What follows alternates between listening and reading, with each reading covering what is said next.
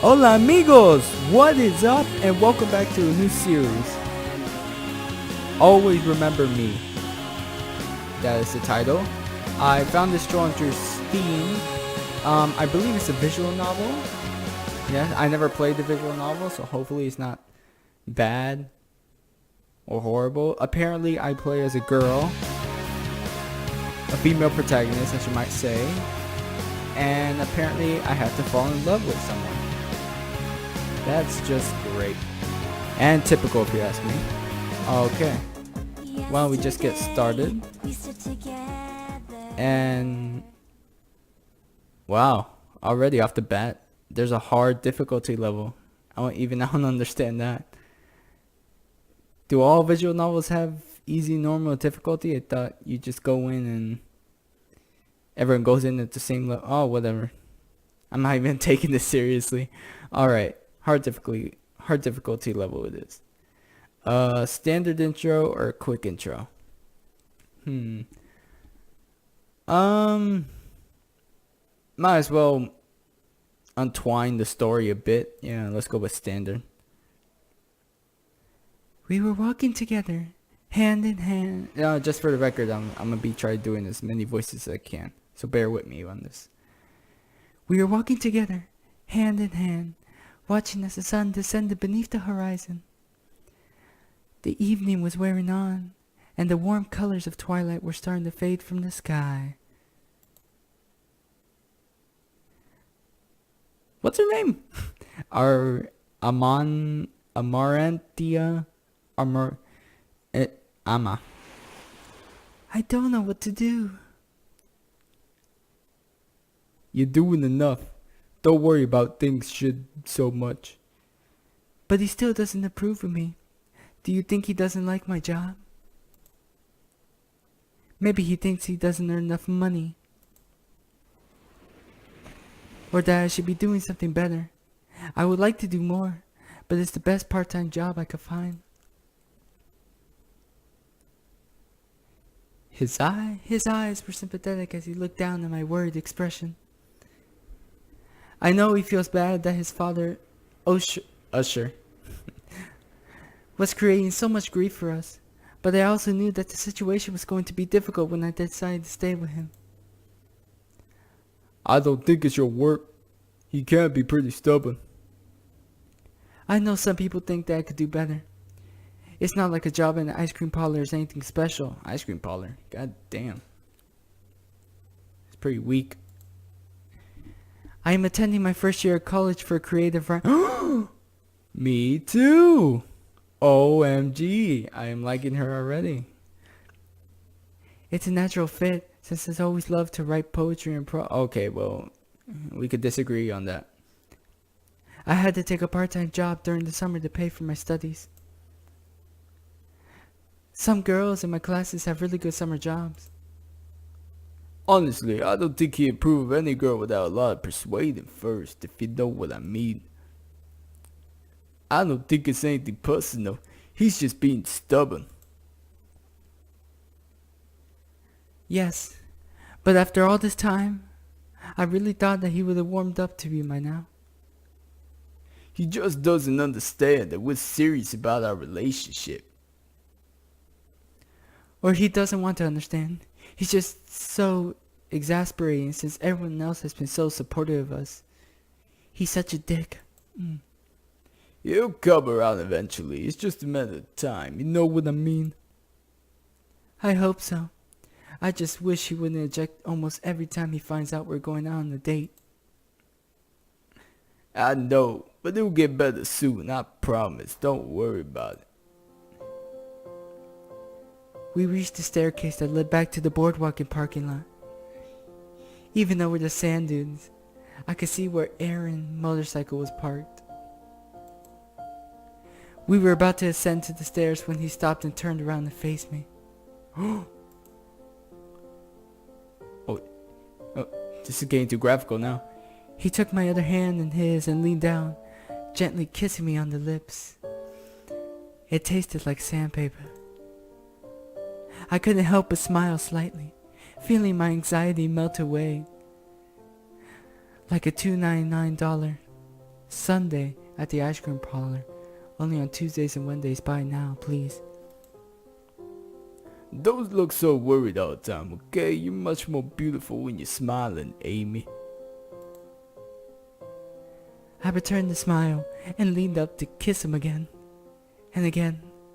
And again. And again. You're such a romantic. Ah. You make it sound like a bad thing. We both laughed as we ascended the stairs, still hand in hand. This is definitely how it should be. I always feel so safe with him in my side, and on my back, and in many other positions that I could think of. Let's go home, alright? Okay. But can we stop for ice cream first? I get an employee's discount on everything, you know. 'Cause I'm cool like that and shit. Sure. They have the best new type of ice cream sundae now. We should split one. It sounds good, if you know what I mean. If you know what I mean.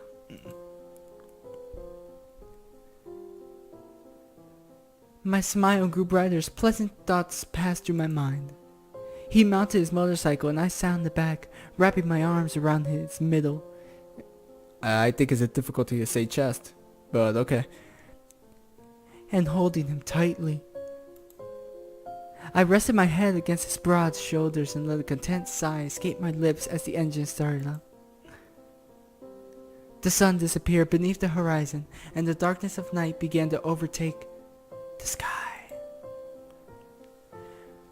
We sped out of the parking lot in less than a minute and onto the nearby empty road that led back into town. The trees blurred as we flew down the road. We were only driving for a short while before a strange feeling of foreboding settled over me. I shivered involuntarily, despite the warm temperature, and squeezed Aaron tightly, watching as it got darker and darker on the one-way road.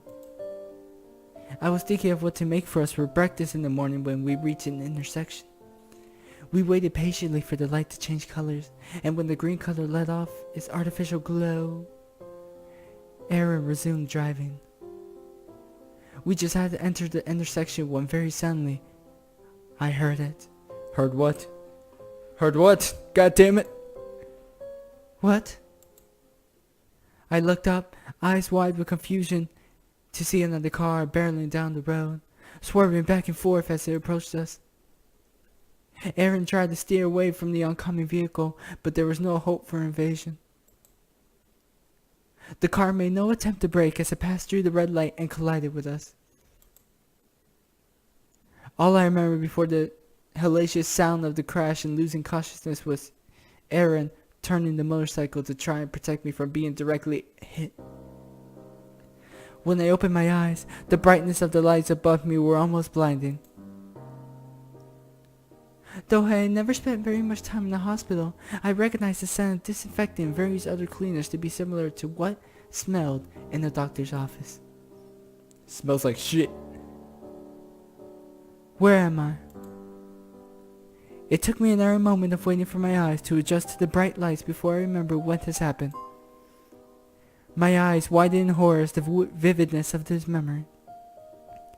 Aaron! I sat up abruptly, feeling a dull ache when I moved. A nurse out in the hallway heard my sudden cry and quickly hurried inside my room.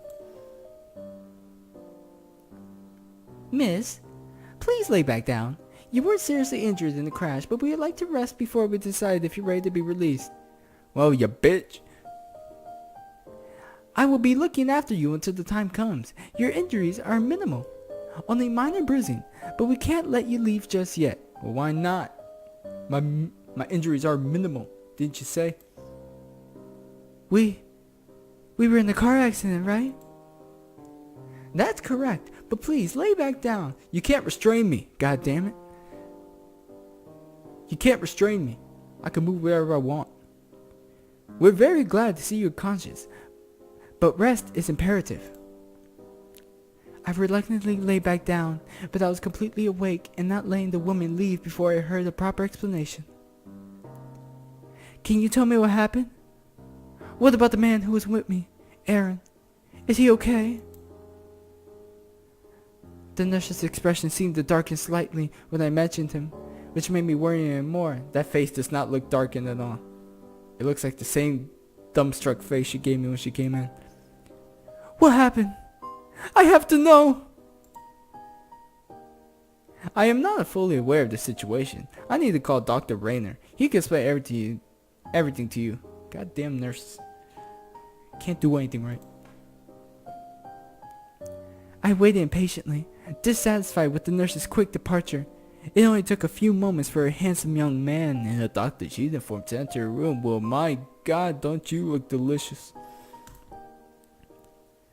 I was surprised to see that he wasn't all that much older than Aaron and I, most likely a fresh graduate out of medical school.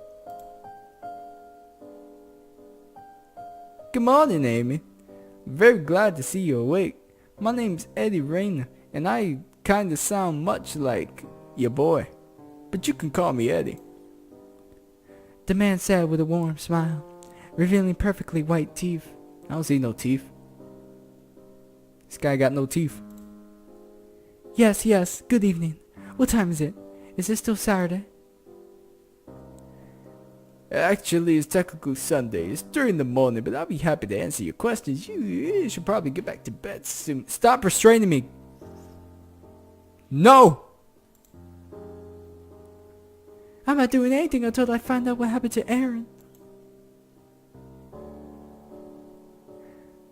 The young doctor's smile faded. His reaction much like the nurse's. Not really, no. Unable to hold back my growing worry, I found myself starting to yell as tears gathered in my eyes. I have to know what happened to him. Please, is he alright? Eddie stood up and followed towards the door, motioning me to follow. I felt my heart sink, then began to fill with cold dread. He noticed my fear in my expression and gave me a brief explanation. I'd rather show you his current condition, but I assure you he's fine and his life is in no danger. You know what I mean? He has sustained a head injury. He will recover, and it doesn't seem to have done any severe damage, but he has lost some memories. We're still trying to observe the specifics of just what he's gotten. As the nurse probably told you, your injuries are minimal. Yes.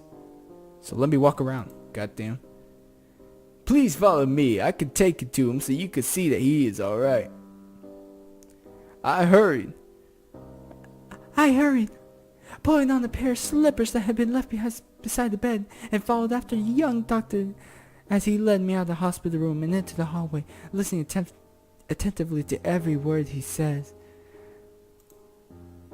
From what I could tell you, he's tried to protect you during the crash. We're keeping you overnight for observations, but other than some bruises, you're perfectly okay. You don't have any broken bones or severe internal bleeding thanks to Aaron's efforts.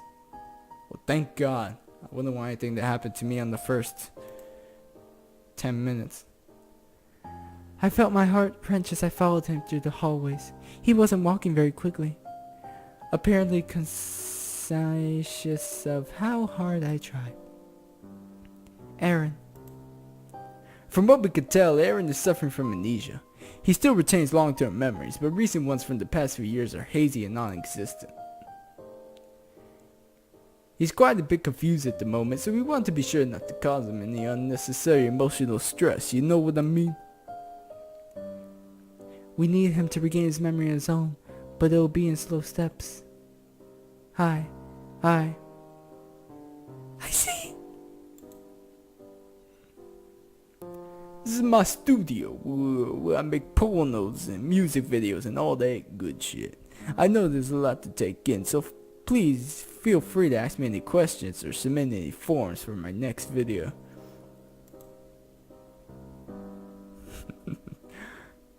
He still remembers his family, but he doesn't seem to recall anything from recent years. You mean he doesn't remember me? Yeah, I'm sorry. We asked him about having a girlfriend, but he doesn't seem to remember anyone by the name of Amy. I felt the tears.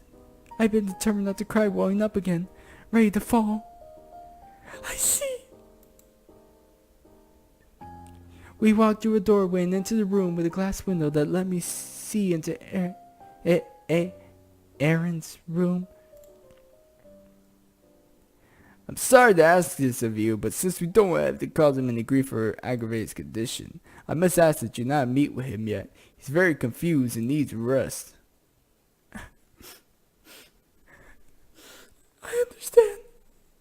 I understand. I remained there for a long time, watching him and letting tears silently slip down my cheeks as two nurses spoke with Aaron, who wore a perplexed expression. How could you forget all about me? I cooked your food, I washed your clothes. I bailed you out of jail that one time, goddammit. Okay, finally, we can start. God.